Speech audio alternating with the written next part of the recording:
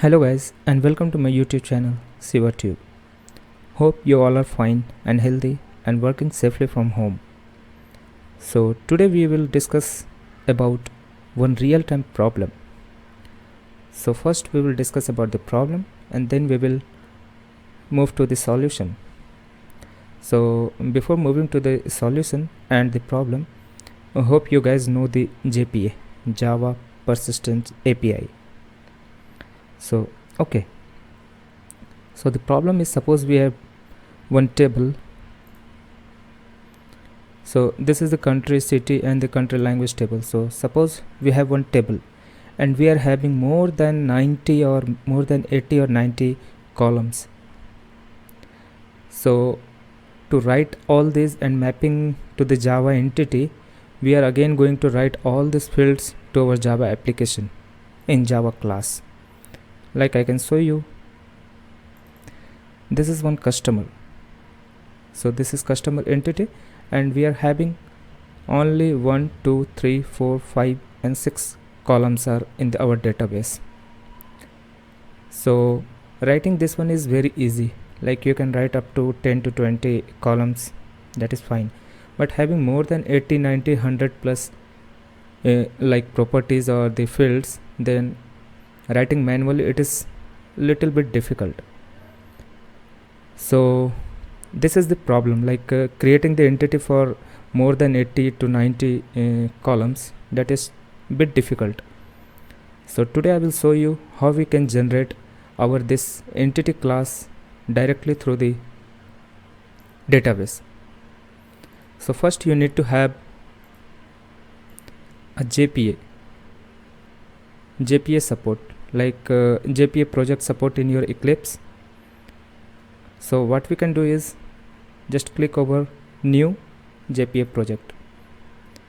Here just give it some name, like JPA I have given, and target runtime is not required for now because just we want to create the entity class from our database. So now you do next. Now clicking on the next, and here you need to disable, if it is in user library you need to disable library configurations, because this one is also not needed for now because our focus is just for creating the entity class. Now here connection, for which table and which database we want to create the entity. So I want to create for this schema and all these tables like city, country and all those.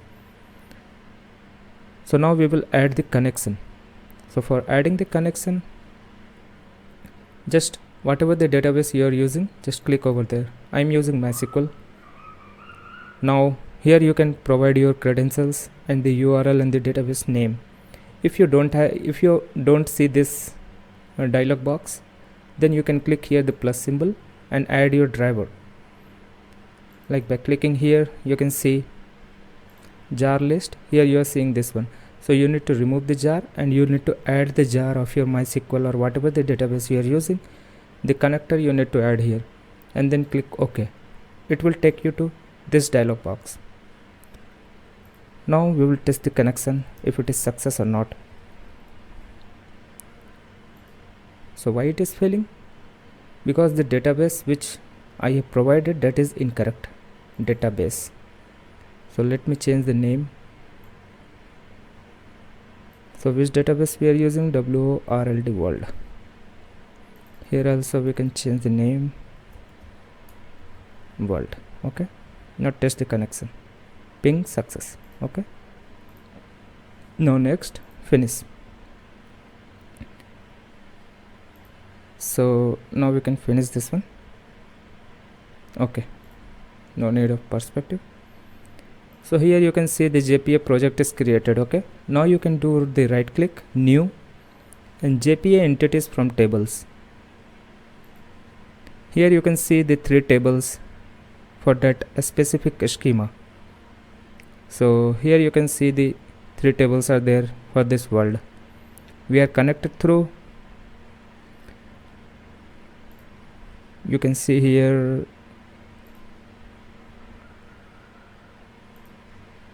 okay, no problem. So we are connected through our database like the schema world. Now we will create the entities from there. So suppose we want to create the entity for country. Now next, and yeah, if you want to do some mappings also, you can do mapping over here, like many to many associations or whatever. Suppose we want to do mapping, then we can just create it here and we can do the mapping here. Next we want to do many to one, one to many, one to one, whatever we want to do, like that. So we don't need here mapping any kind of thing, so just we will do next. And here you can see field, default, association phase, default, eager or lazy. So if there is any mapping, then we can do all this, but there is not. This is the simple, only we just want to create the entity from our table. So now clicking on next and finish. Now you can see this is the whole data table, like the entity. So this in the persistent class for the country database table. So you can see for this country we are having all these columns, and these columns are being fetched here. You can see, yeah. So this is the process of creating the entity through the database table. So we just created this one, and this is giving error because we don't have the dependencies of JPA, and this is not a Spring Boot project, you can see.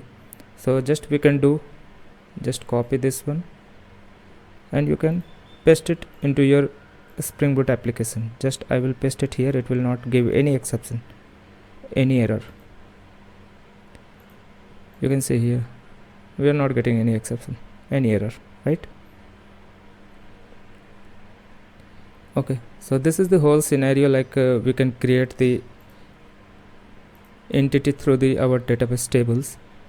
And if you're not able to, like while connecting through this the driver or the MySQL database, if you're facing any issue, that might be this query you can run alter user root and @localhost identified with MySQL_native_password by, you can provide your password, whatever you want to be connected.